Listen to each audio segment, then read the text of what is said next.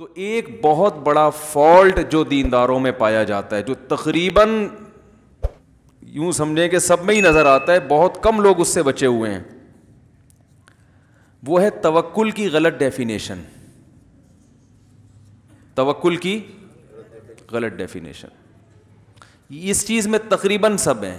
Number 2, معاملات میں گڑبڑ. دین کو صرف عبادات تک محدود کر دیا ہے, عبادت تک. معاملات میں کیا معاملہ ہے؟ معاملات سمجھتے ہیں یعنی وہ احکام جن کا لوگوں سے تعلق ہے, کوئی ڈیل کرنی ہے, حقوق و لباس سے تعلق ہے, بیوی بچوں سے, والدین سے, دوست احباب سے, یا کوئی ایگریمنٹ ہے کسی کے ساتھ. ان معاملات میں جتنی اہمیت سے اسلام نے ان معاملات کو بیان کیا ہے اتنی اہمیت دلوں میں ہے نہیں. نتیجہ کیا نکلتا ہے کہ لوگ جب دیکھتے ہیں کہ نماز میں بڑے پکے ماشاءاللہ, داڑھی بھی اور سارا حساب کتاب ایک دم فٹ فاٹ, لیکن کاروباری معاملات میں 2 نمبر ہے, جھوٹ بولتا ہے. معاملات میں یہ بھی داخل ہے بغیر تحقیق کے بات کو آگے نقل کر دینا. دیکھو کیسی صحیح حدیث ہے, آپ صلی اللہ علیہ وسلم نے فرمایا کفا بالمرء کذبا ان یحدث بکل ما سمع. انسان کے جھوٹا ہونے کے لیے اتنا کافی ہے کہ ہر سنی سنائی بات کو آگے نقل کر دے. سوشل میڈیا پہ ہو رہا ہے کہ نہیں ہو رہا ہے؟ ایک تو اس وجہ سے بھی کیا کہا جاتا ہے, جو دیندار ہوتے ہیں ان کو اس قسم کی ٹیکنیکل غلطیوں کی وجہ سے بھی کیا کہا جاتا ہے, دیندار. چند سال پہلے ناگن پہ ایک واقعہ ہوا تھا. ایک شخص نے کہیں بائک چھیننے کی کوشش کی, ناکام ہوا, ڈاکو تھا, بھاگ گیا. دوسرا بے گناہ شخص جو ہے نا, لوگوں نے اس کو پکڑ لیا. یعنی وہ چونکہ مکس ہو گیا نا ڈاکو, اور لوگ سمجھے یہ ہے, حالانکہ وہ نہیں تھا. تو جب ایک آدمی کو غلط فہمی ہوئی نا, اس نے ڈاکو پہ تھپڑ مارا, تو دوسرا اب تحقیق نہیں کر رہا کہ یہ ہے بھی کہ نہیں ہے. غلط فہمی کس سے ہوئی؟ ایک سے. اب ساری قوم اس بے گناہ پہ چڑھ گئی. وہ چیخ رہا ہے میں نہیں ہوں بھائی, لیکن اب کراؤڈ میں کوئی کسی کی سن نہیں رہا. وہ مار دیا اس کو, جان سے ہی مار دیا. تو یہ کیا جذباتی پن ہے بھائی؟ تحقیق تو کرو کہ کون ہے. کوئی بھی کسی کو تھپڑ, اتنا آسان ہو گیا ہے نا. آپ کی کسی سے دشمنی ہے, آپ بڑے روڈ پہ کہہ رہو کہ یہ میرا موبائل چھین رہا تھا, اور اس کا موبائل لے کے چھیننے کی کوشش کرو کہ میرا موبائل, لوگ جمع ہو جائیں گے, مار دیں گے اس کو. تو یہ حالات ہیں. تو یہ تو جذباتی پن ہے یا نہیں ہے؟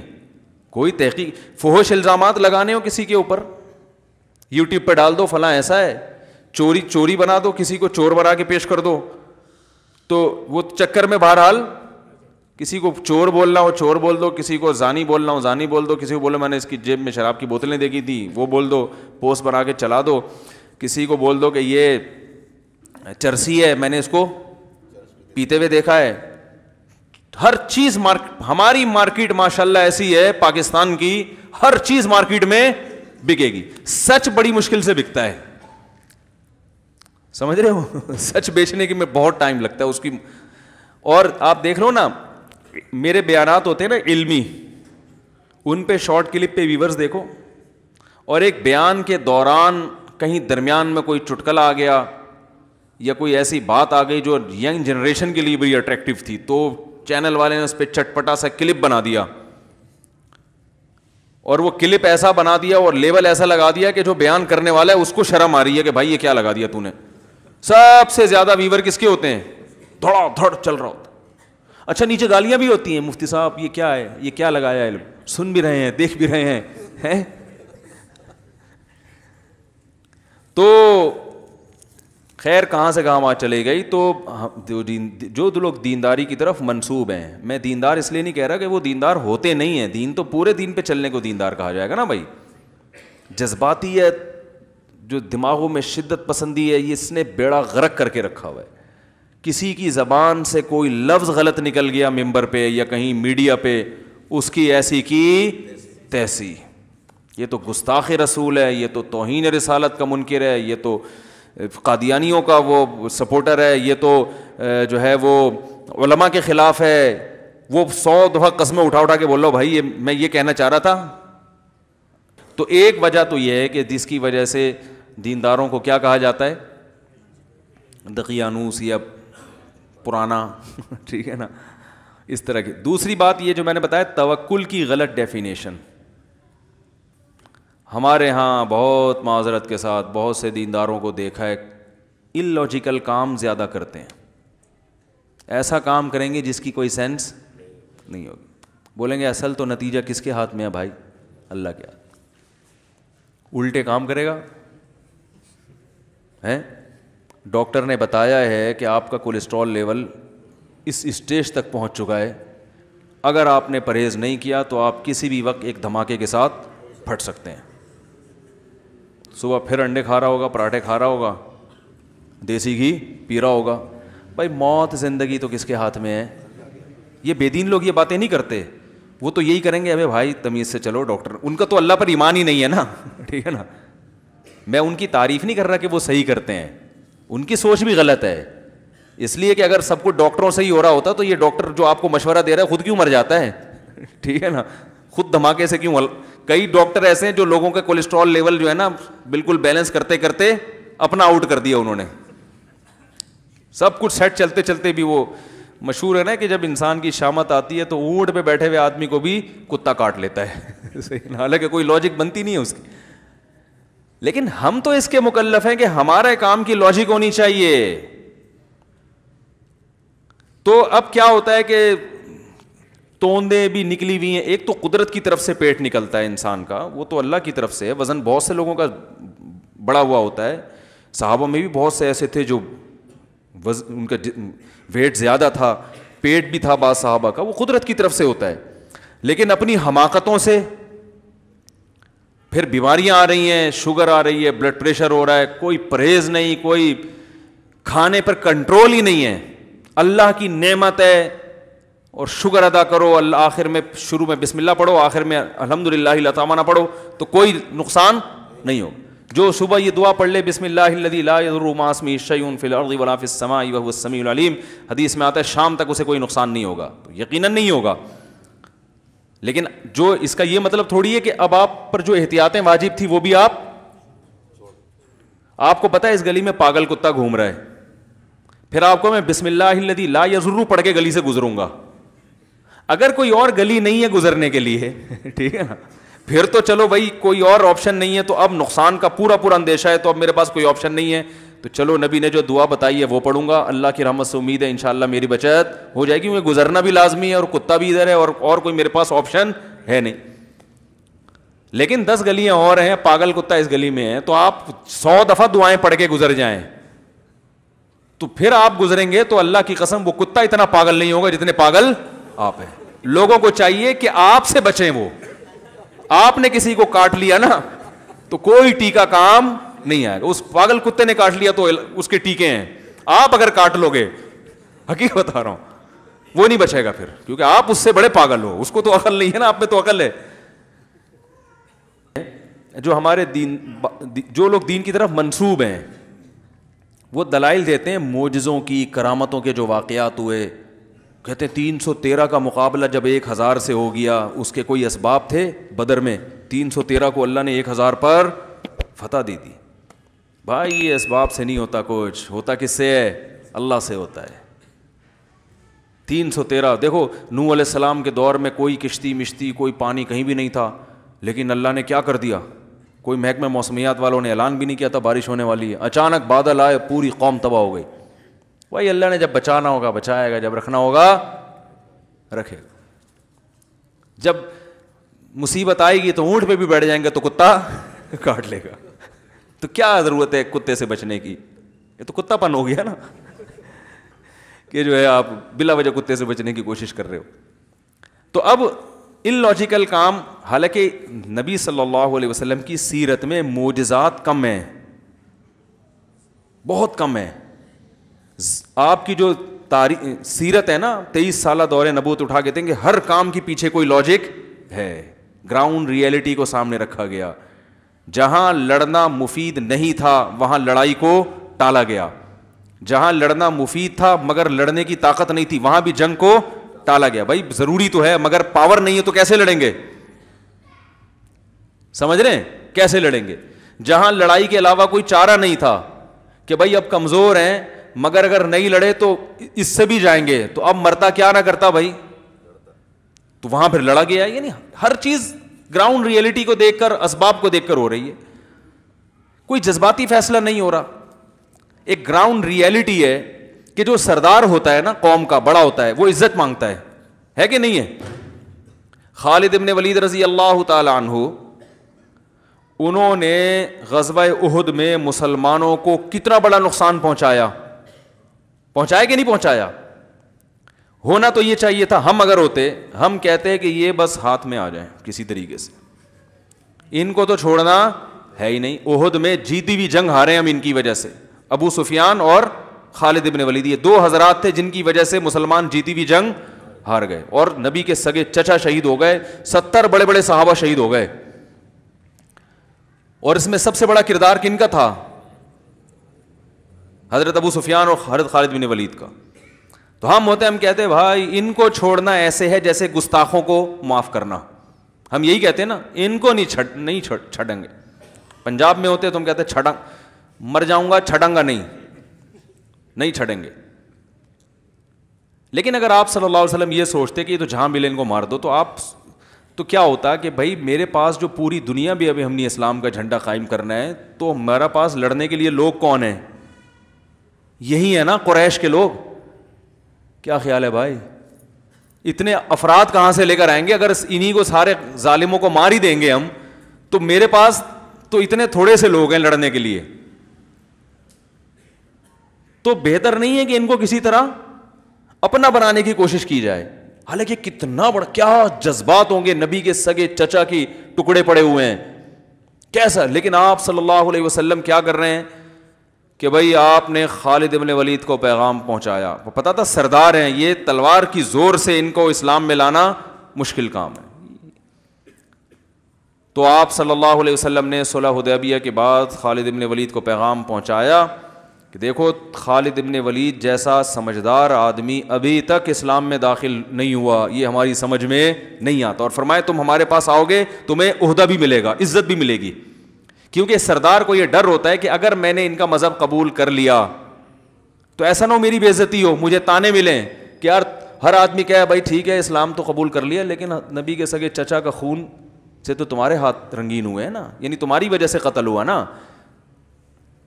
کوئی اپنے باپ کا حوالہ دے گا کہ میرے باپ کو تم نے مارا, کوئی اپنے بھائی کا حوالہ دے گا میرا بھائی تمہاری وجہ سے, تو ممکن ہے مجھے غلام بنا کے رکھ لیا جائے. اور ایک آدمی جب ایک مقام تک پہنچتا ہے, آرمی میں ایسا ہوتا ہے نا کہ جونیئر کو چیف بنا دیا جائے تو سینئر استعفیٰ دے دیتے ہیں کہ یار جو ہمیں ہمیشہ سلوٹ کرتا رہا, اب ہم اس کو کیسے سلوٹ کریں؟ انسانی فطرت ہے, یہ نیچر ہے.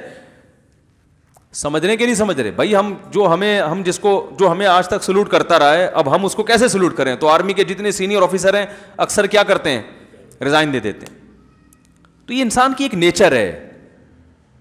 تو نبی صلی اللہ علیہ وسلم کو یہ تھا کہ خالد بن ولید کے ذہن میں یہ خیال آ سکتا ہے, تو آپ نے فرمایا کہ ایسا نہیں ہے. اب ہم ہوتے تو فتویٰ لگا دیتے یہ تو لالچ دی جا رہی ہے اسلام میں لانے کے لیے, ہے بھائی کیا خیال ہے, عہدے کا اسلام قبول کرنا ہے تو بھائی اللہ کے لیے کرو, عہدے کا کیا, عہدہ نہیں ملے گا, عہدہ نہیں ہوتا ہمارے یہاں. ہماری مرضی, ہم تمہیں کہیں چوکیدار لگا دیں یا بس کا ڈرائیور بنا دیں, ہماری مرضی ہے, تو ہماری مرضی ہے. لیکن نبی صلی اللہ علیہ وسلم کیا فرما رہے ہیں, بھائی تمہیں عزت اسی طرح ملے گی, اس لیے کہ آپ چاہ رہے ہیں کہ ایک دفعہ آ جائے نا, ممکن ہے تھوڑی سی لالچ دے کے بلاؤ, لیکن آ جائیں گے نا, کچھ دن ہمارے ساتھ ماحول میں رہیں گے, تو اسلام میں خود اتنی اٹریکشن ہے کہ ان میں اخلاص پیدا ہو جائے گا. یہ عہدے سب قربان کر دیں گے, دفعہ آنے دو, غلط فہمی ہے. تو یہ گراؤنڈ ریئلٹی کو دیکھ کر فیصلہ ہو رہا ہے کہ نہیں ہو رہا؟ اب بتاؤ, ہم ہوتے ہم کہتے آنے دو ذرا, کہتے آن دے. تو وہ خالد ابن ولید رضی اللہ تعالیٰ عنہ سے 2 جنگیں ہو چکی ہیں, اس میں وہ ان کو ایمان کی توفیق نہیں ہوئی, اس جملے نے ان کو اسلام کی طرف مائل کر دیا. سردار آدمی تو پھر ایسا ہی ہوتا ہے نا, جو خاندانی سردار ہوتے ہیں وہ ایسے ہی ہوتے ہیں. تو وہ آ گئے, اسلام قبول کیا, ان کو کمانڈر بنا دیا آپ نے. لیکن شروع میں تو کمانڈر, اس کے بعد آپ میں اتنا اخلاص پیدا ہوا ہے کہ آپ کہتے تھے کہ میں ہمیشہ امیر بن کے لڑا ہوں. حضرت عمر نے نا جیسے ہی دور حکومت آیا, حضرت خالد ابن ولید کو معزول کر دیا, اور بولا عام سپاہیوں کی طرح لڑو گے امیر نہیں بنو گے. انہوں نے فرمایا کوئی بات نہیں, مزہ آئے گا, پہلے کمانڈر بن کے لڑتا تھا, اب سپاہی بن کے لڑوں گا. کیا خیال ہے؟ ورنہ کسی کمانڈر کو معزول کر دو, سپاہی بنا دو, بڑا غضبناک ہوتا ہے وہ. اور وہ کمانڈر جس کو نبی نے کمانڈر بنایا ہو, وہ کہہ سکتے تھے مجھے محمد صلی اللہ علیہ وسلم نے کمانڈر بنایا, مجھے ابو بکر نے کمانڈر بنایا, اور مجھے سیف اللہ, اللہ کی تلوار کا خطاب دیا, اے عمر قرآن حدیث کی روشنی میں آپ مجھے معزول. کیا خیال ہے؟ قرآن حدیث کی روشنی میں آپ مجھے معزول نہیں کر سکتے. قرآن سے تو یہی پتہ چلتا ہے, حدیث سے تو یہ پتہ چلتا ہے, کیونکہ حدیث میں آتا ہے سیف اللہ, اللہ کی تلوار, اور ہمیشہ آپ نے مجھے کمانڈر بنایا, تو آپ کیسے کر سکتے ہیں یہ کام؟ حضرت عمر نے سب سے پہلا کام ہی یہی کیا, جیسے ہی خلیفہ بنے سب سے پہلے خالد بن ولید کو معزول. لوگوں نے کہا کیوں بھائی؟ کہہ رہے ہیں کوئی غلطی بھی نہیں کی انہوں نے, وہ ویسے ہی کہا لوگ یہ سمجھ رہے ہیں ان کی وجہ سے فتح ہو رہی ہے, اسلام کی طرف تو اب لوگوں کی توجہ جائے نہیں, شخصیت پرستی آ رہی ہے, شخصیت پرستی برداشت نہیں ہوگی, معزول کیا ان کو. تو یہ اخلاص پیدا ہوا نا خالد بن ولید, ورنہ کمانڈر جو اتنے عرصے سے رہا ہو اس کو عام سپاہی بنا کے لڑانا آسان نہیں ہوتا. تو ہم نبی کی سیرت میں دیکھتے ہیں ہر کام ایک سوچ کے ہو رہا ہے, ایک طریقے سے ہو رہا ہے. تو آگے ہم دیکھتے ہیں رسول اللہ صلی اللہ علیہ وسلم نے جو سفیر بنائے ہیں مختلف ملکوں میں بھیجنے کے لیے, ان سفیروں میں آپ نے یہ نہیں کہا کہ جس کو چاہے اٹھا کے بھیج دو. مدد کہاں سے آئے گی؟ بادشاہ کے دل کو نرم کرنا کس کا کام ہے؟ اللہ کا کام ہے. یہاں دعا مانگوں گا میں, جس کو چاہو بھیج دو. نا, جتنے سفیر آپ نے ملکوں میں بھیجے ہیں نا بادشاہوں سے بات کرنے کے لیے, ان کی پرسنالٹی کو بھی بہت دیکھا گیا ہے کہ وہ قداور تھے, خوبصورت تھے, بلیغ تھے, بات کرنا جانتے تھے. اب کسی ایسے شخص کو سفیر بنا کے بھیج دیا جائے کہ وہ بولنا کچھ چاہ رہا ہے, نکل اس کے منہ سے کچھ اور رہا ہے, یا گھبرا رہا ہے وہاں جا کے, تو کتنی اچھی دعوت ہو, کیسی ہی زبردست حق ہو, لیکن اس کو پیش کیسے کرنا ہے اس کا بھی بڑا اثر پڑتا ہے. دیکھو آپ کے یہاں کوئی مہمان آیا, آپ نے ایسا خاندانی کھانا بنایا کہ وہ ڈش آپ کے گھر میں بہت ہی خاص مہمانوں کے یہاں پکتی ہے, لیکن اس کو شاپر میں ڈال کے آپ نے دے دیا مہمان کو. وہ بیٹھا ہوا ہے صوفے پہ, اے سی چل رہا ہے, بھائی کھانا آنے والا ہے, تو شاپر میں پلاؤ آ رہی ہے اور بکرے کی چانپیں اس میں گھوم رہی ہیں. آپ کہتے ہیں یہ کیا ہے؟ بولیں بھائی اس کو کھا کے دیکھو, مزہ نہ ہے پیسے واپس. وہ کھائے گا, وہ کہے گا میں کیا کہ لنگر کسی مزار پہ بیٹھا ہوں لنگر کے لیے. جتنی بھی مزے کی چیز ہو بھائی پیش تو تمیز سے کرو نا اس کو. پہلا اثر اس پہ جائے گا, وہ کہے گا آپ 100 دفعہ کہیں, اگر وہ عزت دار آدمی ہوگا وہ کہے گا بھائی مجھے نہیں لگتا کہ یہ جیسی پیکنگ ہے ویسے ہی اندر مال بھی ویسے ہی ہوگا. اب آپ 100 دفعہ کہتے ہیں. اس کے برعکس مسور کی دال ہے, آپ نے مہمان کے سامنے رکھ دی, ادھر کھیرے کٹے ہوئے ہیں, ادھر پیاز کٹے ہوئے ہیں, ادھر لیمن رکھا ہوا ہے, ٹھیک ہے نا, بڑی تمیز سے اس کو بنایا ہوا ہے, تو وہ کھا لے گا, حالانکہ اس کو پتہ ہے کہ یہ کیا ہے, دال ہے. وہ کہے کہ شاید کوئی اسپیشل دال ہو ان کے یہاں, وہ تو کھانے کے بعد پتہ چلے گا کہ ذائقہ کیسا ہے. تو یہ بھی ایک گراؤنڈ ریئلٹی ہے. تبھی دیکھو جتنے بھی پیغمبر دنیا میں آئے ہیں سارے حسین ہیں. اس کا یہ مطلب نہیں ہے کہ بدصورت آدمی کی ویلیو نہیں ہے اسلام میں. حضرت بلال حبشی رضی اللہ تعالیٰ عنہ زیادہ کوئی خوبصورت تھوڑی تھے, لیکن ان کے قدموں کی آہٹ جنت میں. لیکن زمین کی باتیں جو ہے نا, زمین پہ جو احکام ہوں گے وہ زمینی حساب سے ہوں گے, اسباب سے. میں نے بتایا تھا نا ابھی جمعے کو پورا ڈیٹیل میں بیان کیا کہ اسلام میں یہ کہ لڑکی کا نکاح اس کے ہم پلہ میں کیا جائے, اس میں قوم بھی دیکھی جائے گی. حالانکہ اسلام میں قوم پرستی نہیں ہے, لیکن نکاح ایک دنیا کی ایک چیز ہے, اس میں جب تک جوڑ نہ ہو, قوم میچ نہ کر رہی ہو. قوم میچ کا مطلب یہ نہیں کہ غیر قوم میں, ایسی قوم جو اس کے یعنی خاندانی روایات کی وجہ سے ایک اس کے ہم پلہ سمجھی جاتی ہو, تاکہ عورت کو یہ احساس نہ ہو کہ میرا شوہر جو ہے وہ مجھ سے دنیاوی معاملات میں کمتر ہے, تو وہ پھر اس کی اطاعت نہیں کرے گی. تو دنیا کے حکام ہیں یہ. تو رسول اللہ صلی اللہ علیہ وسلم نے جو بڑے سفیر تھے نا, دحیہ کلبی رضی اللہ عنہ, یہ سفیر تھے, ملکوں میں جاتے تھے بادشاہوں سے بات کرنے, اثر پڑتا تھا. پہلا امپریشن بادشاہ کے سامنے, بھائی یعنی ہٹو بچوں, ٹھیک ہے نا. تو یہ اتنے خوبصورت تھے جن کو نبی نے ملکوں میں بھیجا تھا سفیر بنا کے. اتنے خوبصورت, آپ نے یہ تو سنا ہوگا نا کہ جو کوئی بہت خوبصورت عورت ہو فتنے کا سبب بنتی ہے, پردے کا حکم دیا ہے نا اس کو. مرد کو پردے کا حکم کبھی سنا آپ نے؟ حضرت دحیہ کلبی پر حضرت عمر نے مدینہ میں داخلے پر پابندی لگا دی تھی کہ عورتیں فتنے میں پڑ رہی ہیں ان کی وجہ سے. اور بعض روایت میں آتا ہے چہرہ ڈھانپ کے آیا کرتے تھے, چہرہ کھولنے کی اجازت نہیں تھی. تو ایسی پرسنالٹی جب روم اور فارس کے بادشاہ کے سامنے جا کے کھڑی ہوگی تو بادشاہ تھر تھر کانپے گا, بولے گا بھائی آسان نہیں ہے ان سے بات کرنا. تو یہ ساری چیزیں ہیں جو رسول اللہ صلی اللہ علیہ وسلم نے دیکھ کر, آپ صلی اللہ علیہ وسلم نے عرب کے سرداروں کو عزت دی. دوسرے تھے ابو سفیان, ان کو بھی فتح مکہ, وہ تو آخری دم تک اسلام کی مخالفت کرتے رہے ہیں, لیکن نبی آخری دم تک کوشش میں رہے کہ ان کا اسلام میں لانا بہت ضروری ہے. ان کی بیٹی سے نکاح بھی کیا آپ نے, اس میں بھی ایک حکمت یہ تھی کہ تاکہ ان سے میری دشمنی کم ہو جائے. اب آپ یہ کہتے ہیں نہیں بھائی انہوں نے ہمارا اتنا نقصان پہنچایا, یہ تو ان کی بیٹی سے میں نکاح کروں, اپنے دشمن کی بیٹی سے نکاح, وہ بھی بیوہ اور بچوں والی بیٹی. حضرت ام سلمہ جو تھیں وہ تو بچے بھی تھے اور بیوہ بھی تھیں, یہ کیسے ہو سکتا ہے؟ بعد میں پتہ نہیں ہمارے تعلقات خراب نہ ہو جائیں. آپ نے کہا یہی تعلقات بحال کرنے کا بہترین طریقہ ہے. ابو سفیان جیسا سردار جس نے اتنا نقصان پہنچایا, یہ اگر ادھر ہو گیا تو پھر یہ ہمارے دشمنوں کو اس سے زیادہ نقصان, کیونکہ اب تو لڑ رہے ہیں, یقیناً ان کو اپنے حق پر ہونے پر یقین نہیں ہے. جب ہماری طرف آ گئے پھر ہمارے لیے جب لڑیں گے اس سے زیادہ طاقت کے ساتھ لڑیں گے. تو سارا کام اگر دعاؤں سے, وظیفوں سے, دم دروس سے چل رہا ہوتا میرے بھائی, تو یہ سب تکلف کرنے کی ضرورت نہیں تھی. اللہ جس نے آنا ہے آئے, جس نے نہیں آنا نہیں آئے, میرا کام ہے دین کی دعوت دے دینا. یا پھر راتوں کو صرف روتے ہی رہتے کہ اللہ سب کو دین پر لے آ, بس مجھے تو کچھ سمجھ میں نہیں آ رہا ہیں, بس تو ہی لے آ. مجھے تو یہی ہے کہ میرے چچا کو انہوں نے مارا, میرے ماموں کو فلاں نے قتل کیا, میرے فلاں رشتہ دار کو فلاں نے قتل کیا, میرے بھائی کو فلاں نے قتل کیا, میرے سارا خاندان اور اتنا ظلم کیا مکہ میں, تو میں تو نہیں چھوڑوں گا. وہ یہی ہوتا کہ جو اپنے لوگ تھے لڑنے, جن کو آگے لڑنا تھا, وہ ساری کریم ختم ہو جاتے. ابو سفیان رضی اللہ تعالی عنہ کے خلاف گستاخی ہم اس لیے برداشت نہیں کرتے کہ حضرت ابو سفیان نے جو اسلام کو نقصان پہنچایا اس کی تلافی کی ہے, انہوں نے اس کی تلافی کی ہے. بعد میں حضرت جو ہے نا وہ حضرت عمر کے دور حکومت میں اسلامی سرحدوں پر چلے گئے, لڑتے رہے جہاد میں.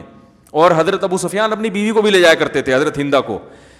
جب سخت لڑائی ہوتی تھی نا تو اس کو ان کو لے کر جاتے کہ اگر ہم پیچھے ہٹے تو ہمیں تانے دینا, ٹھیک ہے نا, کیونکہ عورت کے تانے مرد سے برداشت نہیں ہوتے, بزدلی کے تانے.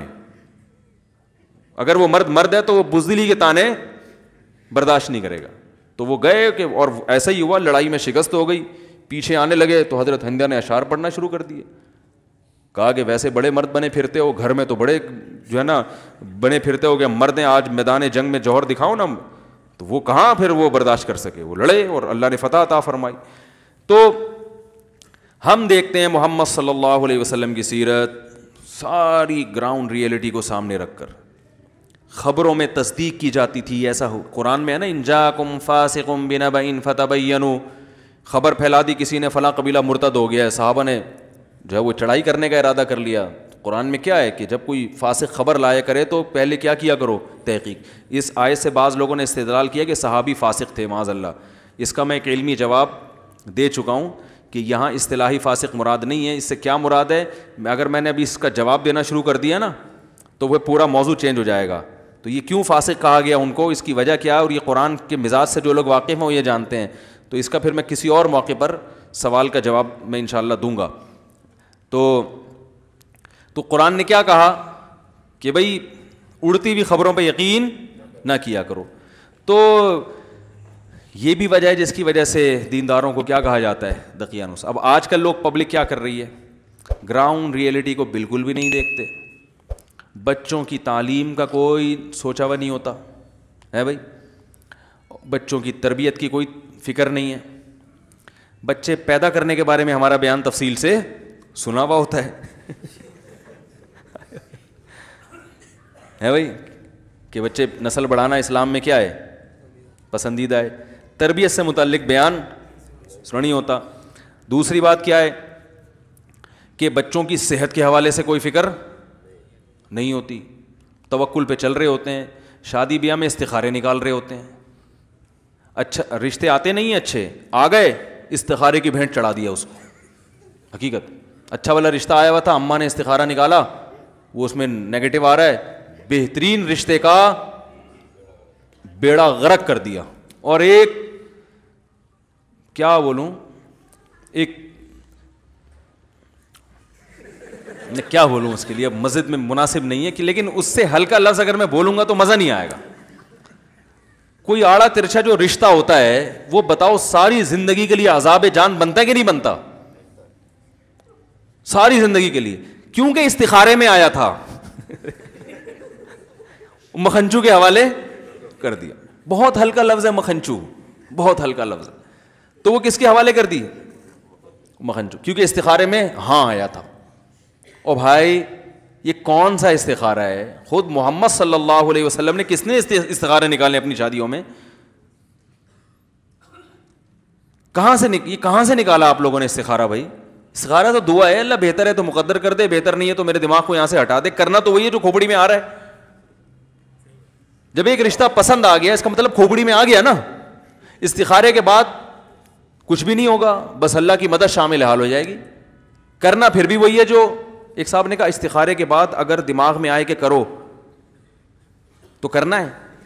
میں نے کہا استخارے سے پہلے بھی اگر دماغ میں آئے کہ کرو تو کرنا ہے، استخارے کے بعد بھی دماغ میں آئے کرو تو کرنا ہے. کیونکہ اس سے بڑا دنیا میں بیوقوف کوئی ہے نہیں جس کے دماغ میں آ رہا ہو کرو اور پھر بھی نہیں کر رہا ہو. دماغ جو اللہ نے رکھا ہے وہ آرڈر دینے کے لیے. دماغ کام کرتا نہیں ہے، کرتے ہاتھ پاؤں ہیں.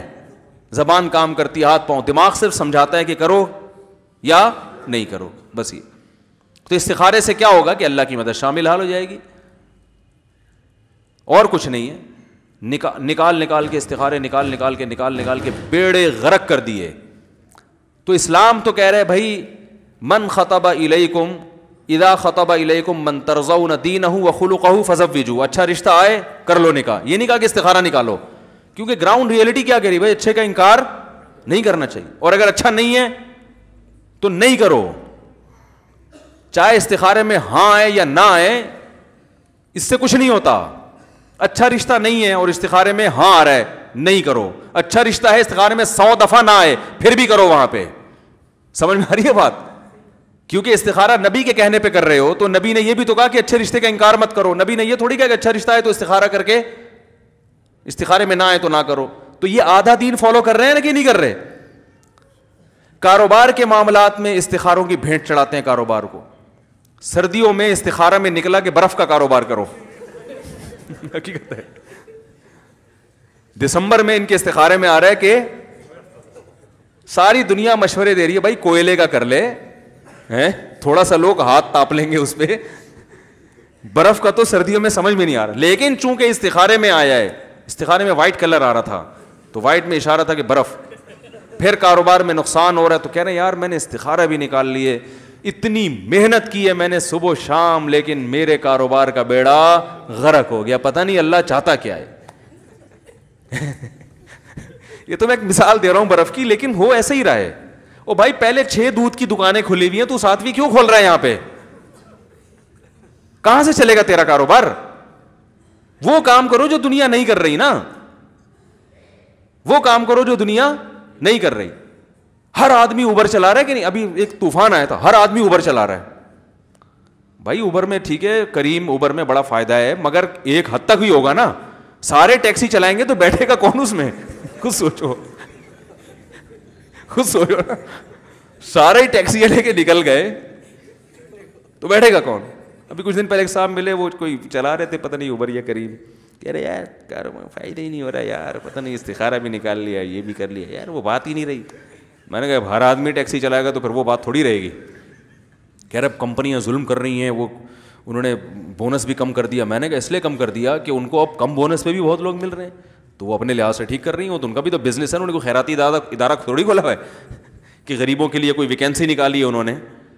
خیراتی ادارے دوسرے ہیں، ٹھیک ہے نا، یہ بزنس ہے ان کا. وہ کہہ رہے ہیں بھائی ہمارے ہمیں جب کم میں مل رہا ہے تو ہم زیادہ پیسے کیوں دیں. تو دوسری گڑبڑ کیا کرتے ہیں، یہ بھی اکثر دینداروں میں دیکھا ہے، اگر صحیح کاروبار کا انتخاب کریں گے بھی نا تو محنت نہیں کرتے، کیونکہ وہ سمجھتے ہیں کہ اگر ہم نے محنت کی تو ہم دنیا کمانے تو آئے نہیں ہیں، ہمیں تو اللہ نے اصل کس کے لیے پیدا کیا ہے؟ آخرت کے لیے. تو پھر یہ تکلف کی کیا، پھر اس تکلف کی ضرورت کیا تھی؟ تو جب کمپٹیشن ہے تو جو زیادہ محنت کرے گا، کیا خیال ہے، وہی چلے گا. جب کمپٹیشن چل رہا ہے تو جو محنت زیادہ کرے گا وہی کرے گا نا, تو آپ کو محنت کرنی پڑے گی. ہاں محنت میں غلو اسلام میں منع ہے, اتنا غلو کہ اپنی صحت کا بھی خیال نہیں ہے, نیند کا بھی, بیوی بچوں کا بھی خیال نہیں ہے. ایک تاجر مجھے ملے, مجھے کہنے لگے میں کاروبار کو اتنا ٹائم دیتا ہوں, اگر میں اس سے زیادہ ٹائم دوں تو میں ڈبل پیسے کما سکتا ہوں, لیکن چونکہ ہم دنیا میں پیسہ کمانے نہیں آئے تو اس لیے میں زیادہ ٹائم نہیں دیتا. میں نے کہا پھر باقی ٹائم کس میں خرچ کرتے ہیں آپ؟ کہہ رہے ہیں کچھ بھی نہیں. تو میں نے کہا اللہ کے بندے دیکھو اس وقت مسلمانوں میں تاجروں کی بہت کمی ہے. اگر یہ پیسہ مسلمانوں کے پاس آپ کے ڈبل پیسے ہو رہے ہیں تو قوم کے لیے کر لو میرے بھائی. یہ کانسیپٹ ہی غلط ہے کہ دنیا چھوڑ کے دین کی طرف آنا ہے. اگر ایسا ہوتا, میں نے ان کو قرآن کی آیت سنائی, قرآن میں اللہ کا ارشاد ہے فی بیوت اذین اللہ ان ترفع ویذکر فیہا اسمہ یسبح لہ فیہا بالغدو والآصال رجال لا تلہیہم تجارت ولا بیع عن ذکر اللہ. اللہ فرماتے ہیں مسجدیں جن کے بلند کرنے کا اللہ نے حکم دیا, ان کی عزت کرنے کا اللہ نے حکم دیا, ان میں بہت سے ایسے لوگ ہوتے ہیں جن کو تجارت اور خرید و فروخت اللہ کی یاد سے غافل نہیں کرتی. میں نے کہا اس کا مطلب وہ تجارت میں لگتے ہیں, خرید و فروخت میں لگتے ہیں, تبھی تو ان کو یہ چیزیں اللہ کی یاد سے غافل نہیں کرتی نا. اگر یہ تجارت اور خرید و فروخت میں لگنا ہی سے اسلام روکتا تو اللہ کیا فرماتے ہیں کہ ان مسجدوں میں ایسے لوگ ہوتے ہیں جو اللہ کو یاد کرتے ہیں اور اس وجہ سے وہ تجارت سرے سے کرتے ہیں ہی نہیں. تو میں نے کہا تجارت میں مشغول ہونا دین کے خلاف نہیں ہے. جب اللہ کو یاد کرنے کا ٹائم آئے اس وقت تجارت آپ کو اللہ کی یاد سے غافل کر دے, یہ شریعت میں پسندیدہ نہیں ہے. میں نے کہا بھائی آپ 5 ٹائم نماز کے لیے وقت نکالیں. اگر بزنس میں اتنے مشغول ہیں کہ 5 نمازوں کا ہی ٹائم نہیں مل رہا تو یہ غلو ہے. نمبر 2 اپنی صحت کے لیے ٹائم نکالیں. بزنس میں اتنا مشغول ہے کہ نہ واکنگ نہ دوستوں کے ساتھ ٹاکنگ, صحیح ہے نا, اور نہ کبھی تفریح کا ٹائم نکل رہا ہے اور نہ کوئی ایکسرسائز کا ٹائم نکل رہا ہے, نہ یہ تو اپنی ذات, یہ صحت کے حوالے سے. تیسری چیز ہے بیوی بچوں کا کے لیے, رشتہ داروں کے لیے ٹائم, وہ بھی نکالنا پڑے گا. سمجھ رہے ہیں نا. ایسے بزنس میں مشغول ہو گئے کہ یعنی بیوی بچوں کو ٹائم ہی نہیں دے رہا, پھر پیسے ہی دے رہا ہے ٹائم کی جگہ. جب بیگم کہتی ہے بھائی تھوڑی بیٹھ کے, کبھی رات کو جب گھر آؤ تو تھوڑی تمیز سے کچھ دیر بیٹھ کے گپ شپ لگا لیا کرو. وہ رات کو آ رہے ہیں 2:45 بجے, تاجر لوگ اکثر یہی کر رہے ہوتے ہیں, تو وہ بیوی بچے باغی ہونا شروع ہو جاتے ہیں, بچے باپ سے مانوس نہیں رہتے, تو بھائی ان کے لیے بھی ٹائم نکالو. اب وہ نکالنا کیسے, وہ ہر ایک کا شیڈول الگ ہو سکتا ہے کاروبار کے لحاظ سے. کوئی ہفتے میں 1 دفعہ نکال لے زیادہ ٹائم, کوئی روزانہ کی بیسس پہ ٹائم دیتا رہے. وہ کرنا کیسے, وہ تو ہر آدمی کے حالات, لیکن ٹائم نکالنا بولو بھائی پڑے گا. تو کاروبار کے لیے بھی ٹائم, رشتہ داروں کے لیے بھی ٹائم, صحت کے لیے بھی ٹائم, تھوڑا سا لوفری کے لیے بھی ٹائم ہونا چاہیے. ایک ہوتی ہے تفریح, ایک ہوتی ہے لوفری, دونوں میں فرق ہے. وہ لوفری نہیں جو لونڈے لپاڑے کر رہے ہوتے ہیں. ابھی میں دبئی میں تھا نا, تو ہمارے جو میزبان تھے وہ تھوڑا سا, میں دبئی جانے کا ایک بڑا مقصد فریش ہونا بھی تھا نا, کہ تھوڑا سا دماغ فریش ہو جائے گا, تھوڑا گھومیں گے پھریں گے. تو وہ مجھے لے کر نکلے کوئی پارک دکھانے دبئی میں نا. تو وہ ہم اتنی دیر سے پہنچے کہ وہ پتہ نہیں بند ہونے کا ٹائم تھا, پارک تھا یا کیا جگہ تھی. تو وہ اکثر بیشتر ایسا ہوتا مجھ سے, صاحب آج تو سارا دن ہمارا ضائع ہی ہو گیا, ہم لیٹ نکلے ہیں گھر سے تو آج بہت ساری چیزیں نہیں ہو سکتی. تو میں کہتا تھا بھائی ہم لوفری کے لیے آئے ہیں, تفریح کے لیے نہیں آئے. لوفری اور پکنک میں فرق یہ ہوتا ہے, تفریح میں انسان کا ایک ہدف ہوتا ہے, میں نے یہاں جانا ہے لہذا اس کو ٹائم کا پابند ہوگا, اتنا ٹائم میں نے اس پارک میں گزارنا ہے, یا ایکویریم دیکھنا ہے, یا وغیرہ وغیرہ. تو وہ ایک ہدف ہوتا ہے. تو میں نے کہا اس میں بھی ایک ٹینشن ہوتی ہے. بھائی آپ نے ایک شیڈول بنایا کہ مجھے اتنے بج کے اتنے منٹ پہ فلاں پارک میں جانا ہے, وہ دیکھنا ہے, نہیں پہنچو ٹینشن ہوگی نا. لوفری کہتے ہیں صبح نکلو جدھر بھی چلے جاؤ, صحیح ہے نا, جہاں بھی پہنچ گئے وہ وہی تفریح ہے. تو میں نے کہا بس اب جب نکل گئے نا جو اپنی رہائش گاہ سے, تو ہماری پکنک شروع ہے. کوئی بات نہیں, وقت پہ پہنچے تو بھی ٹھیک ہے, نہیں پہنچے تو یہی پکنک ہو رہی ہے. اور سناؤ کیا حال ہے, کوئی لطیفہ سناؤ, ٹھیک ہے نا. اس کو کیا کہتے ہیں, لوفری. لوفری کا مطلب بس نکل جاؤ. تو دماغ کو کیا ہے, کوئی ٹینشن نہ لیے. یہ بھی تو ایک ٹینشن ہے نا, میں نے پارک جانا ہے یا بیچ پہ جانا ہے یا سوئمنگ کرنی ہے, تو سوئمنگ کے لیے یہ ہونا چاہیے, تو یہ پاجامہ کہاں سے لاؤں, تو بوٹ کہاں سے لاؤں, پھر اتنے بجے پہنچنا ہے, اگر لیٹ ہو گئے تو وہ بند ہو جائے گا, تو یہ بھی ٹینشن ہے نا. لو فری کا مطلب نکلو, جدھر بھی جائے بس وہی ہے, ٹھیک ہے نا. جہاں بھی پہنچ گئے ٹھیک ہے, نہیں پہنچے تو بھی زیادہ ٹھیک ہے. پھر اس کو کیا کہتے ہیں, it is called love free. جو لوفر لڑکے ہوتے ہیں نا وہ ایسے ہی کرتے ہیں نا, کوئی ان کا ہدف ہوتا ہے بھائی. جو بے روزگار لونڈے لپاڑے معذرت کے ساتھ جو صبح صبح گھر سے نکلتے ہیں, ان کا کوئی ہدف ہوتا ہے کہ کہیں جانا ہے؟ وہ ایسے ہی گھوم رہے ہوتے ہیں, کبھی اس گلی میں گھس گئے, کبھی اس گلی میں گھس گئے, کبھی گٹر کے ڈھکن پہ بیٹھ گئے, یہ والا ڈھکن صاف نہیں ہے تو اس ڈھکن پہ بیٹھ گئے, ٹھیک ہے نا. کوئی آج کل اکثر لڑکوں کا, تو اگر یہ کام روزانہ بیسس پر ہو پھر تو غلط ہے, لیکن سال میں 2-4 دفعہ یا مہینے میں 1-8 دفعہ لوفری بھی ہونی چاہیے. سمجھ رہے ہیں کہ نہیں؟ ہاں اس میں لڑکے غلط کرتے ہیں, وہ پھر سیٹنگ بازیاں بھی شروع کر دیتے ہیں, وہ حرام ہے. لیکن مہینے میں 1 دفعہ انسان کو دماغ کو فریش کرنے کے لیے, یا سال میں 1 دفعہ یا 6 مہینے میں 1 دفعہ ایسا بھی ہونا چاہیے. بس گھر سے نکلیں لو فری کریں گے, ٹھیک ہے نا. جہاں بھی چلے گئے, جہاں گئے وہی دیکھ لیا. میں نے کہا چلو دبئی دیکھ لیا ہم نے, مارکیٹ دیکھ لی, ماشاء اللہ یہ کیا بک رہا ہے بھائی. تو میں تو پھر ہر چیز انجوائے کرتا ہوں, کوئی بھی نظر آ جائے بھائی کیا بیچ رہا ہے بھائی, تو یہاں پہ کھڑا ہو گیا, تو یہی لو فری ہے. ان سے انٹرویو لے لیا ہم نے تھوڑا سا, اچھا آپ کہاں کے ہیں, باجوڑ کے ہیں, ماشاء اللہ زبردست, تو کیسے یہاں آپ جو ہے کب آئے یہاں پہ. انٹرویو لے لیا انسان نے اس سے, آپ کہاں کے, بھائی لاہور کے. یار یہاں تو وہ پائے وائے تو آپ کو ملتے نہیں, تو کیسے گزارا کر رہے ہیں آپ, ٹھیک ہے نا. تو ایک تھوڑا سا مزہ آ جاتا ہے, آدمی انٹرویو لے لیتا ہے اس سے. تو یہ تفریح نہیں ہے, یہ پکنک نہیں ہے, it is called love free. تو آپ نے بزنس میں لو فری کے لیے بھی ٹائم بولو بھائی, جہاں کوئی کام نہ ہو, کوئی کام نہ ہو, بالکل کام لیس ہو کے بیٹھے ہیں آپ. کام ہے, کسی نے خربوزہ لا کے رکھ دیا تو خربوزہ کھا لیا, ٹھیک ہے نا. سموسہ رکھ دیا تو سموسہ پیل دیا, ٹھیک ہے. گٹکے پان پہ نہ جائیں بس. تو یہ جو ہے یہ کبھی کبھی یہ بھی کیا ہے, یہ بہت ضروری ہے, صرف ضروری نہیں ہے. اکثر جو ڈپریشن اور نفسیاتی کیسز ہیں نا, میں نے پڑھاکو لوگ بھی پاگل ہوتے ہوئے دیکھے ہیں. دماغی محنت کر رہے ہیں قوم کے وسیع تر مفاد میں, کتابیں لے کے پڑھ رہے ہیں ہر وقت. دیکھو خوش مزاج دماغ جب تک فریش نہیں ہوگا تو خوش مزاجی آئے گی دماغ میں, اور جو خوش مزاج نہیں ہوتا وہ خود بھی ڈپریشن میں اور دوسروں کو بھی ڈپریشن کا مریض بناتا ہے کہ نہیں بناتا. تو میں نے دیکھے بہت سے پڑھے لکھے لوگ جو قوم کے وسیع تر مفاد میں اپنے مستقبل کو بنانے میں ہر وقت ایک روٹین پہ چلتے چلتے سیٹنگ اوپر کی کیا ہو گئی, آؤٹ ہو. میں جب پاکستان نیوی میں نے شروع میں کچھ وقت اپرینٹسشپ کی ہے نا, تو وہاں ہمارے ایک ٹیچر تھے, بہت قابل تھے. وہ فزکس پڑھاتے تھے, پڑھاتے نا ایک لفظ کو 5-5-6 دفعہ ریپیٹ کرتے تھے.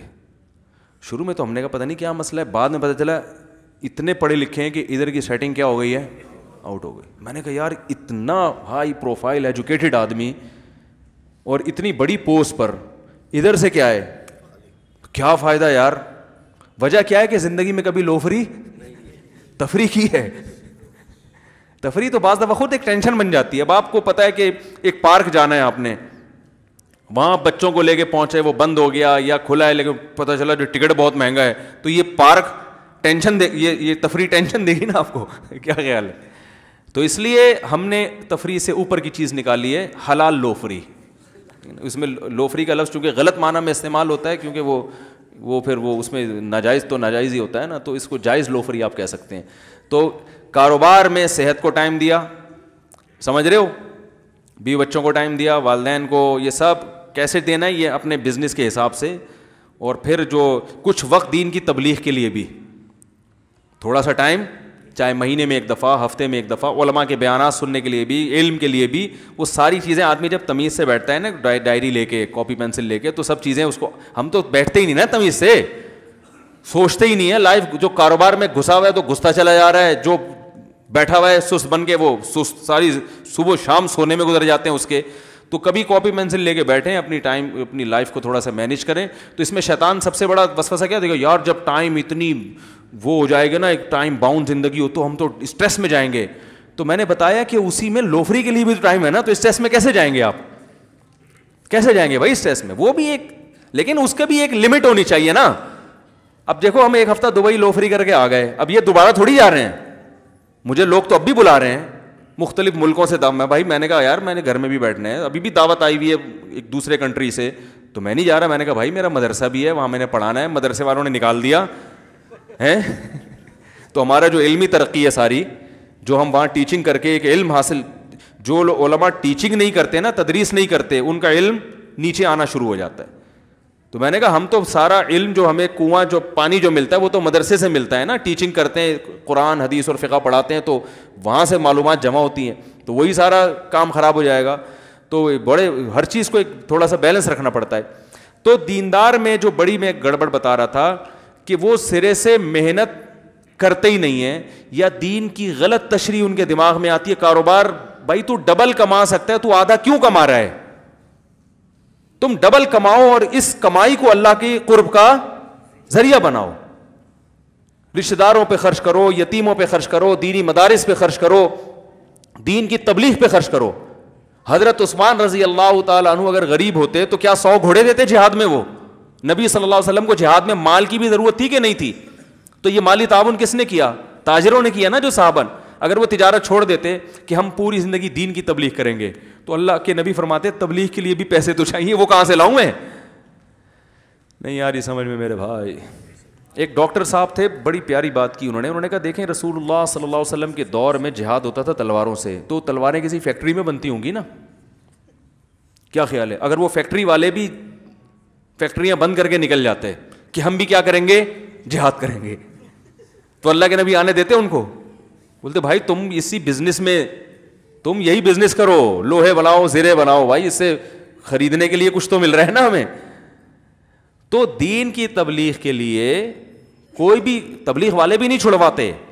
تبلیغ والے یہ کہتے ہیں بھائی 1-4 مہینے لگا کے سیکھ لو کام کو. جب پوری زندگی ایک بزنس میں لگائی ہے تو کچھ وقت تبلیغ میں سب کچھ چھوڑ چھاڑ کے کچھ وقت لگواتے ہیں. کچھ وقت اس لیے لگواتے ہیں کہ اب ساری زندگی دین کبھی نہ سیکھا نہ سنا, وہ چیزیں تو بہت کر لیں, تو اب 4 مہینے لگا کے 100% دینی ماحول میں ہوگے تو اس کی اہمیت پیدا ہوگی. اس کے بعد پھر وہ کہتے ہیں اب گھر جا کے اپنے کاروبار سنبھالو اور مسجد میں ٹائم دو. ایسا ہی ہے نا. تو جس میں جتنا حوصلہ ہوتا ہے کوئی سال کے لیے چلا جاتا ہے, کوئی کچھ لوگ ہیں جو رائے میں مقیم ہوئے ہوئے ہیں, کچھ لوگ ہیں, ایسے نہیں ہے کہ پورا کراچی رائے میں جا کے مقیم ہو گیا, یا کیونکہ پھر ریونڈ والوں کو کھانے کے لیے کہاں سے ملے گا؟ سارے ہی تاجر اگر ریونڈ میں مقیم ہو جائیں, سارے ہی اگر ریونڈ میں مقیم ہو جائیں, تو ریونڈ میں تو میرے بھائی وہ ان کو تو ڈاکٹر کی بھی وہاں اسٹینڈ بائی ڈاکٹر ہوتے ہیں, تو وہ سارے MBBS کے بچے بھی وہاں آ جائیں گے, تو کوئی فیوچر میں ان کو ڈاکٹر ملے گا, کوئی الیکٹریشین ملے گا پنکھا جوڑنے کے لیے, مائک خراب ہو جائے گا تو کوئی بندہ ملے گا, وہ جو مائک ٹھیک کرنے والا ہے وہ کہے گا میں تو خود ساری ایجوکیشن چھوڑ چھاڑ کے تبلیغ کے لیے نکل گیا, وہ مائک ٹھیک کرنے والا نہیں ملے گا آپ کو. تو دینداروں کو جو میرے بھائی یہ جو مختلف تانے دیے جاتے ہیں, کچھ تانے صحیح بھی ہوتے ہیں. تو پہلی وجہ اس کی میں نے بتائی جذباتیت. نمبر 2 توکل کی غلط تشریح. سمجھ رہے ہو نا, زمینی حقائق دیکھ کے فیصلے نہیں کر رہے ہوتے, محنت نہیں. جو قوم محنت کرتی ہے, دیکھو غیر مسلم ممالک میں, یورپ میں بہت سے کنٹریز ایسے ہیں جن کی طبعی عمر 10-20 سال تک بڑھ چکی ہے. ریٹائرمنٹ کی عمر بڑھا دی ان لوگوں نے, 60 سال ہوتی تھی اب 70 سال ریٹائرمنٹ کی عمر کر دی. کیوں؟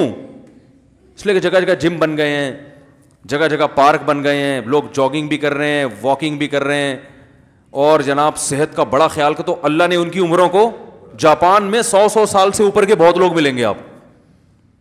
ہمارے ہاں پہلے ماں اپنے بچے کو توکل کی بھیंٹ چڑھاتی ہے, وہ جو چیزیں بچے کے لیے ضروری ہیں وہ کھانے کو نہیں دے گی, وہ جو گند بلا دکان سے مل رہا ہے کھائے جا رہا ہے, کھائے جا رہا ہے, کھائے جا رہا ہے. جب بچہ ہو گیا بیمار تو پھر دم درود, پھر بھی پرہیز وریز نہیں, دم درود, جھاڑ پھونک, تعویذ, دعائیں, منتیں, نظر لگا دی, فلاں نے یہ کر دیا, مرچیں جلاؤ, یہ گھما پھرا کے پھر وہ اللہ کی قدرت ہوتی ہے کہ وہ بچ جاتا ہے. بچتے بچتے پھر مختلف. اچھا پارک میں جو چہل قدمی کرتے ہیں نا معذرت کے ساتھ, ان سے میں کئی دفعہ میرا ارادہ ان سے بولوں کہ آپ گھر چلے جائیں, اس چہل قدمی میں ٹائم ویسٹنگ کے علاوہ کچھ بھی حاصل نہیں ہو رہا. کبھی کبھار میں بھی صبح پارک میں جاتا ہوں نا, کن پارکوں میں جاتا ہوں یہ نہیں بتاؤں گا میں آپ کو, کبھی کسی میں کبھی کسی میں کبھی لوکیشن نہیں بتاتا میں. تو لیکن پارک میں ایک چیز دیکھی ہے, لوگ چہل قدمی کر کے کر رہے ہوتے ہیں باتوں کے ساتھ, واکنگ کے بجائے ٹاکنگ پہ زیادہ زور ہوتا ہے. ایسی چہل قدمی کا کوئی فائدہ نہیں ہے. یہ جو صبح کی واکنگ ہے نا, یہ اسپیڈ کے ساتھ ہوتی ہے اور اپنی پوری دماغ کو ایک طرف فوکس کرنا ہوتا ہے.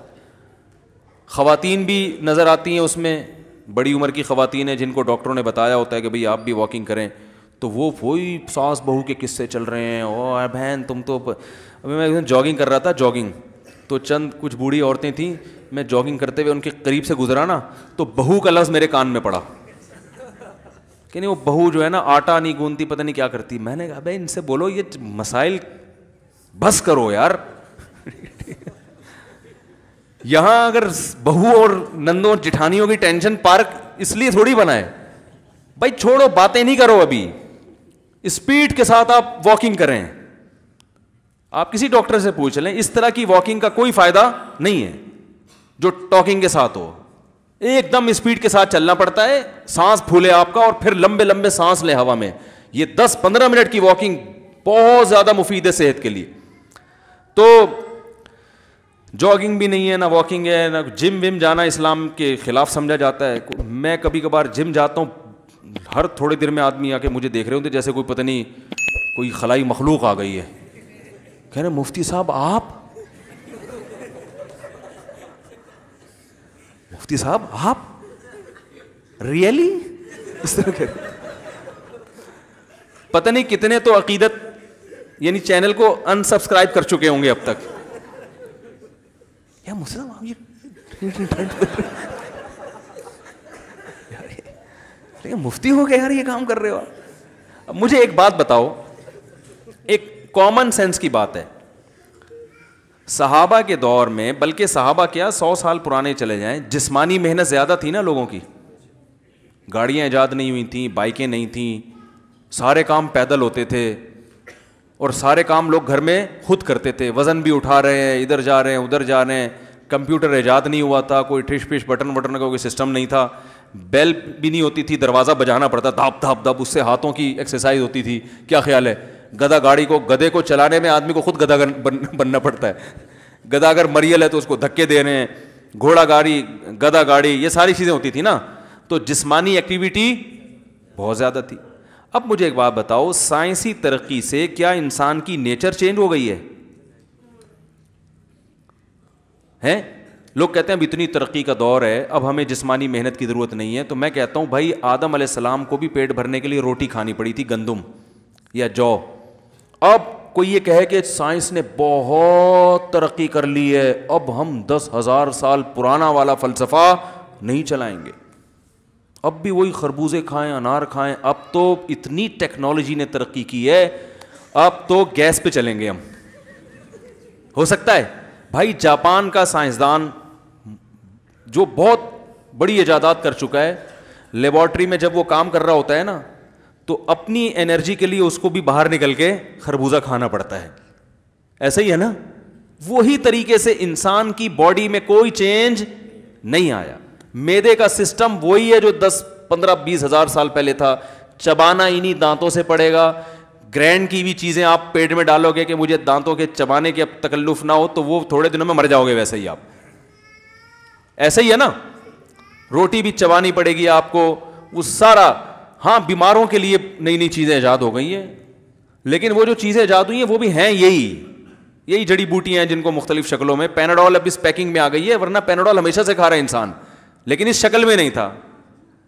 اس شکل میں نہیں, وہ کسی اور شکل میں ہوگی. وہ حکیم کوئی جڑی بوٹی کھلا دیتے ہوں گے جس میں بخار اتارنے کے کچھ چیزیں پڑی ہوئی ہوتی ہوں گی اس میں. تو پیراسیٹامول جو ہے نا, جو مشہور ایک فارمولا ہے. تو اسی طرح یاد رکھو, جب سائنس کتنی ہی ترقی کر لے, اب اگر کمپیوٹر ایجاد ہو گیا ہے اور آپ بٹن پہ سارے کام کر لیتے ہو, تو اس سے آپ کی انگلیوں کو جو حرکت دینے کی ریکوائرمنٹ ہے وہ پوری نہیں ہوگی. سمجھ رہے ہو نا. اس کے لیے آپ کو الگ سے حرکت دینی پڑے گی, بھاگنا پڑے گا, چلنا پھرے گا.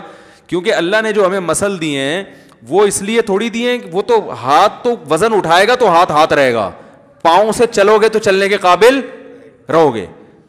اور یہ بات تو وہ جنہوں نے یہ مشینیں ایجاد کی ہیں وہ ہم سے زیادہ ان چیزوں کے قائل ہیں. تبھی وہ اتنی کچھ ایجاد کر کے بھی سائیکلنگ کر رہے ہوتے ہیں, صبح صبح سائیکل چلا رہے ہوتے ہیں, جاگنگ کر رہے ہوتے ہیں. میں ملیشیا میں تھا تو زیادہ تر غیر ملکی ہمیں لگے پارک میں جاگنگ کرنے والے, مسلمان وہاں بھی کیا ہیں بیچارے, شارٹ. تو اب اس میں کوئی مفتی ہو, عالم ہو, جو بھی ہو, کچھ بھی بن جاؤ, تو باڈی یہ نہیں دیکھتی کہ آپ مفتی صاحب ہیں تو آپ گھر میں پڑے ہوئے رہیں, ٹھیک ہے نا, کھاتے جائیں, اسٹور کرتے جائیں, آپ کے کوہان کی شکل میں جمع ہو جائے گا, کیونکہ آپ مفتی ہیں, آپ کے پاس ورزش کا ٹائم نہیں ہے, یا ورزش آپ کے وقار کے خلاف ہے. لوگ کیا کہیں گے؟ لوگ بولیں گے مفتی صاحب ہو گئے ڈنڈ پیل رہے ہیں. تو لہٰذا یہ آپ کے چونکہ ایکچولی وقار کے خلاف ہے, تو وہ کیا نتیجہ یہ نکلے گا کہ وہ جو مفتی صاحب ہیں, باڈی نہیں مانتی کسی کو تو مفتی ہے یا عالم ہے یا ڈاکٹر ہے یا کچھ, باڈی نہیں مانتی. وہ کہیں گے بھائی پہلے تم انسان ہو, میڈیکل سائنس کی زبان میں تم ایک سمجھدار حیوان ہو. حقیقت ہے نا, میڈیکل سائنس کیا کہتی ہے, انسان بھی جانور ہی ہے لیکن ایک بڑا ذہین قسم کا حیوان ہے وہ. تو لہذا تمہیں صحت کو مینٹین رکھنے کے لیے وہ تمام کام کرنے پڑیں گے جو ایک مزدور کو کرنے پڑتے ہیں, ایک گٹکے والے کو کرنے پڑتے ہیں, ایک ٹماٹر والے کو کرنے پڑتے ہیں. اس میں چاہے کوئی مفتی اعظم ہو, چاہے وزیر اعظم ہو, چاہے وہ کچھ بھی ہو. لیکن لوگوں کی ایک سوچ کی بات بتا رہا ہوں. تو اب اکثر دینداروں کو دیکھا ہے وہ ورزش نہیں کرتے, وہ وقار کے خلاف سمجھتے ہیں. بزرگ بعض لوگ ہیں وہ نہیں کر رہے ہوتے ورزش, حالانکہ وہ بزرگ ہیں, وہ کہتے ہیں یار ہم ورزش کریں. وہ اگر پارک میں چہل قدمی بھی کر رہے ہوتے ہیں نا, تو وہ اپنے بزرگی کا پورا خیال کر کے کر رہے ہوتے ہیں, ایسے وقار سے خرامہ چلو. پھر مریدین کہہ رہے ہوتے ہیں کہ ہم حضرت جی سے ایک قدم آگے نکل گئے تو گستاخی ہو جائے گی, تو مریدین کی واکنگ بھی گئی تیل لینے. میں نے دیکھے ہیں بعض لوگ خانقاہوں سے فارغ ہیں, کوئی خلافت ملی ہوئی ہے ان کو, جوان ہیں, تو اب وہ واکنگ کر رہے ہوتے ہیں پارک میں بڑی تمیز کے ساتھ نا, وقار کے ساتھ, اور اسی وقار کا خیال کرتے ہوئے ان کے مریدین بھی پیچھے پیچھے. وہ مریدین یہ ہو رہے تھے ایک قدم آگے نکل گئے تو گستاخی بھی ہو سکتی ہے. اب گستاخی تو کے چکر میں وہ تیز واکی نہیں ہو رہی. تو میں کہتا ہوں یا تو تمیز ادب کر لو یا اپنی صحت بنا لو, دونوں میں سے ایک کام کر لو. تو ان لوگوں سے میں مریدوں سے کہتا ہوں بھائی اپنے شیخ کے ساتھ واکنگ کی ضرورت ہی کیا ہے, شیخ کی اسپیڈ آہستہ ہے, آپ کی اسپیڈ تیز ہے. تو اگر بے ادبی کا خطرہ ہے تو دوسرے پارک میں جا کے وہاں کر لیا کرو, ٹھیک ہے نا. کیونکہ صحت یہ نہیں دیکھتی کہ آپ ادب کی وجہ سے آہستہ چل رہے تھے. اگر صحت یہ دیکھتی نا کہ چونکہ ان کے پاس چلنے کا ٹائم نہیں تھا, ان کو تیز چلنا چاہیے تھا, لیکن چونکہ ایکچولی ایک مجبوری تھی جس کی وجہ سے آہستہ چل رہے تھے, تو ان کی انرجی جتنی برن تیز چلنے میں ہونی چاہیے تھی اتنی آہستہ چلنے میں ہوگی. فطرت ان چیزوں کو لیفٹ نہیں کراتی. تو صحت کے معاملے میں دینداروں کو دیکھ لو, صحتیں برباد کی ہوئی ہیں. اور پھر ایک صاحب کو تو میں نے یہاں تک کہا, میں نے کہا دیکھو پھر بھی اللہ چاہے بیمار کر سکتے. اگر کوئی جم جا رہا ہے, جاگنگ کر رہا ہے, سارا صحت کا خیال کر رہا ہے, پھر بھی اللہ, پھر اگر بیماری آئے گی نا وہ کس کی طرف سے ہوگی؟ وہ اللہ کی طرف سے ہوگی, وہ اللہ کی طرف سے ہوگی. وجہ اس کی یہ کہ بھائی وہ اس کے بس میں جو تھا وہ اس نے, ابراہیم علیہ السلام بیمار ہوئے تو کیا وہ اپنی صحت کا خیال نہیں رکھتے ہوں گے؟ ہمارے نبی صلی اللہ علیہ وسلم بیمار ہوئے, ہمارے نبی سے زیادہ کون صحت کا خیال رکھتا ہوگا؟ آپ نے تو وہ چیزیں بتائی ہیں جو صحت کے لیے مفید ہیں, جو صحت کے لیے نقصان دہ ان سے منع کیا ہے, لیکن آپ صلی اللہ علیہ وسلم بھی بیمار ہوئے ہیں. تو ایک بیماری وہ ہوتی ہے جو اللہ کی طرف سے اور ایک خود کی طرف سے. تو ایک صاحب تھے وہ کہنے لگے مفتی صاحب جب صحت کا خیال بھی ہم کریں گے اور جم بھی جا رہے ہیں اور جناب جاگنگ بھی کر رہے ہیں اور یہ سارے, تو پھر بیماری نہیں ہوں گے. تو بیماری تو اللہ کی رحمت ہے اور اس میں تو گناہ معاف ہوتے ہیں, اور اگر کبھی کوئی بیماری نہ ہو تو یہ تو بڑا عذاب ہے. میں نے کہا بیماری اللہ کی رحمت ہے بشرطے کہ اپنی حماقتوں سے نہ آئی ہو. سمجھ رہے ہو؟ وہ اللہ ہی کی طرف سے ہو. آپ گٹکا کھا کے منہ کا کینسر ہو گیا تو یہ آپ کی طرف سے ہے, یہ کینسر اللہ کی طرف سے نہیں ہے. سگریٹ پی پی کے پھیپھڑوں کا بیڑا غرق کر دیا آپ نے, تو یہ بیڑا غرق اللہ کی طرف سے نہیں ہوا ہے, ہوا تو اللہ کی طرف سے, اس لیے کہ سارے کام اللہ ہی کرتا ہے, لیکن وہ آپ کی حماقت کی سزا دی اللہ نے آپ کو. تو یہ والی کھا کھا کے اتنا تھوپ لیا یہاں پہ, اب چلا نہیں جا رہا ہے, یا قبض ہو گیا, پیٹ میں مروڑ ہو رہا ہے اور درد ہو رہا ہے, کہہ رہے کوئی بات نہیں گناہ معاف ہو رہے ہیں میرے, ہر تکلیف پہ گناہ معاف ہوتا ہے نا. حدیث میں آتا ہے کانٹا بھی چبھتا ہے تو گناہ معاف ہوتا ہے. حدیث میں آتا ہے کانٹا بھی چبھتا ہے تو کیا ہوتا ہے, یہ تو صحیح حدیث ہے, ایک کانٹا بھی چبھتا ہے ایک گناہ معاف ہوتا ہے, اس سے حدیث میں آتا ہے. تو اب آپ کہہ رہے ہیں کانٹے کی اتنی سی تکلیف پہ جب گناہ معاف ہوتے ہیں تو اب تو 6 پراٹھے جو میرے پیٹ میں وہ پٹ رہا ہوں، اب تو میرے اگلے پچھلے سارے کبائر صغائر معاف. تو بھائی اب توبہ استغفار کا موقع ہے، یہ شگر کا موقع نہیں ہے، یہ توبہ کا موقع ہے. اللہ معاف کر دے، اللہ مجھ سے غلطی ہو گئی، سمجھ رہے ہیں نا. لیکن وہ کیا کر رہا ہوگا؟ وہ کہہ رہا ہوگا کوئی بات نہیں بھائی، تکلیف بھی کس کی رحمت ہے؟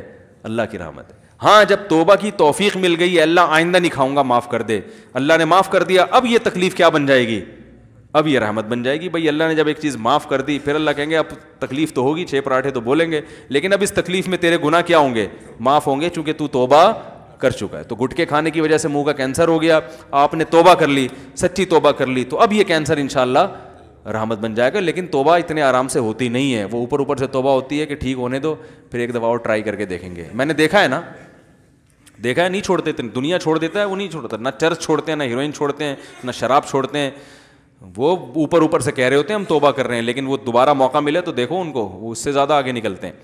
تو یہ چند فالٹ ہیں دیندار حضرات میں، یعنی وہ لوگ جو دین کی طرف منسوب. اچھا